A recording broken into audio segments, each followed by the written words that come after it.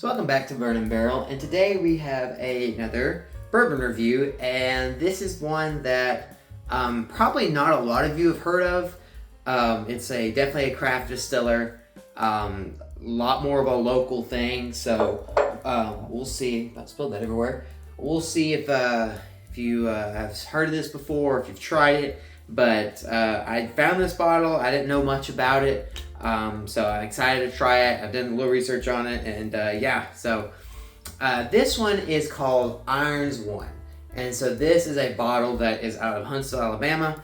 It is distilled and bottled by them, which is, kind of unique to see with some of these craft distilleries. Usually it's though you're just bottling it, they distill it somewhere else or age it somewhere, like all of it's done elsewhere, and they just kind of do the end product, which there's nothing wrong with that, especially if you are just starting. Then it's completely understandable. You got to make your money somehow. You got to get set up. You got to do all that fun stuff. So, but this is very unique in that they are distilling and bottling it all on their own. And so this is a really cool story. There is a lot you can read on the side of the bottle here. There's a little bit about the guy. So it's one guy who makes this whiskey. His name is Jeffrey Irons. You can read more about it on the back here as well if you want to pause and take a read on that. But you can find more information on their website, which I believe is just irons1.com, or maybe you can probably just look up Irons One and you'll probably find them online. I don't know if it has their website on here, but I'm pretty sure they got one. But yeah, you can look them up, read their story online. Really cool thing in Huntsville, Alabama, kind of a very local distillery, if you will. So I'm very excited about this. I'm very excited to try this bottle. Like I said, this is very unique. This is just their small batch, so this is just their basic level. As you can read on the front here, this is batch 18, bottle 249 out of 600 of this batch specifically. 90 proof, nothing crazy. It doesn't say an age statement on here, so I don't know how old it is. So I'm not really sure. But I do know that it actually has some good color on it, which you'll see here in the glass. So I would assume this is not going to be, just a 2-year product. It may be a 4 or 5+ year product. I have no idea. I really don't. But either way, so that's a little bit about this bottle. Like I said, it's kind of local to the North Alabama, Huntsville area. So you may not have heard of it if you're not from that area. But if you are, then you probably have heard of them, and if you haven't, I definitely would recommend you check them out. They have, at least just their story, they have a really cool story. And I've had a sip of this bottle before, as you can see, but it's been a while, so I really don't remember a lot of it. I do know it's pretty good, but I don't remember a ton of the specific notes, which is why I wanted to re-explore it after it maybe opened up a little bit more since I've last tasted it, and kind of give a proper review on it, since this is one that that's been on the shelf. It's been on my to-do list to do, and so now I'm finally getting into it. So, but either way, that's enough rambling on about the bottle itself. Let's get into the actual meat and potatoes of it, the actual juice inside the bottle. And as always, we start with the color. And like I said, with the color on this, there's actually a good color. It almost has a slight reddish hue to it, which is very interesting. It's very, very orangish, reddish. Kind of a darker color, as you can see. It's not super light, like I've had with maybe an Irish or it's some 2-year products or anything like that. It's definitely got a decent character of color to it, which is super nice, which makes me want to believe, even though it is, I would assume, it doesn't say, but I assume it's aged here in Alabama as well, that the color is coming from the climate in Alabama versus Kentucky or somewhere north or anything like that. So even though it is more, I say it's just slightly more of a humid climate in Alabama, I would say that this is still more of a 3 or 4 year plus year coloring versus a 2-year product. So I'm not sure. It doesn't say the age statement on there, but I would assume that. It may have more information online. You may be able to find it on their website, or maybe other forums online have said something about it. But at least for me anyways, I don't know for sure. But either way. So that's the nice color. So let's get right into the nose.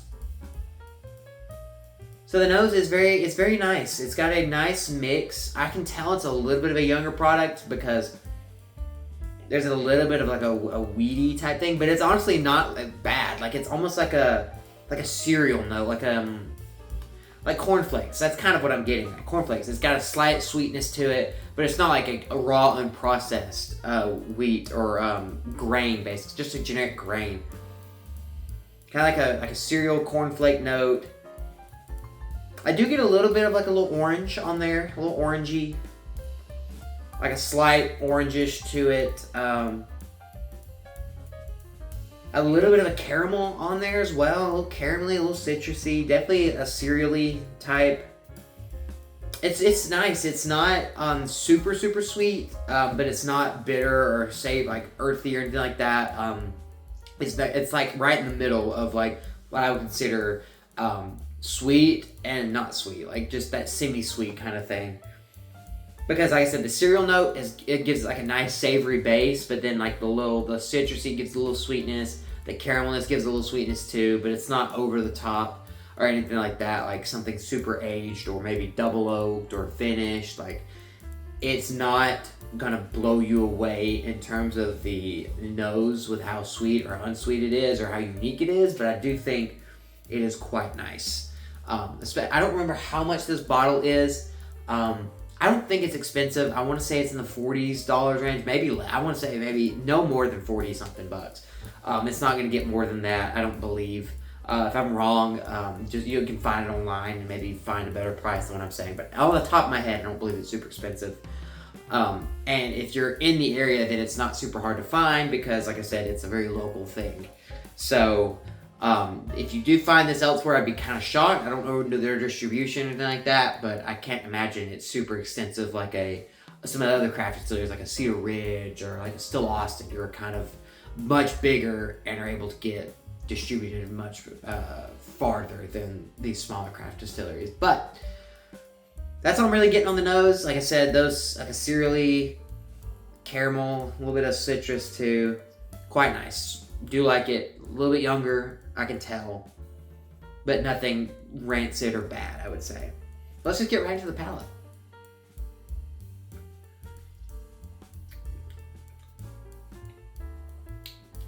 So, I'm definitely getting a little bit of a younger profile. Again, not bad.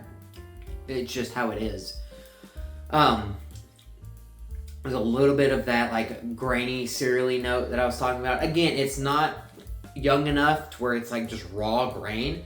It's definitely more of almost a little bit more processed, a little bit more integrated. It's like half integrated from like a raw grain to like a no grain note at all. Kind of in that middle ground again of just like, it's almost there, but I can still get like the hints of before. Yeah, I get that like that cereally grainy note up front. A little leathery on the middle after that. It's a little bit tannic, like a little bit of wood, but it's like a little bit of a bitterish kind of tannin oak. But again, not something that's super refined, I would say. And then you get towards the end of the palate into the finish. I actually get a little bit of like a smoky flavor, almost like almost like it's like a little char almost. That's kind of what I'm getting. I would say it's a little harsh up front, like just a little bit. A little harsh up front. Kind of punches you in the mouth with a little bit with some of the notes. But then it starts to simmer out, and then once you actually like get into it, it starts to simmer out a little bit and becomes not too bad. Then it kind of becomes more mellow, I would say. A little smoky flavor, a little bit of that leathery like edge kind of dies down a little bit. I will say I'm not getting a lot of sweetness on the palate compared to what I was expecting on the nose.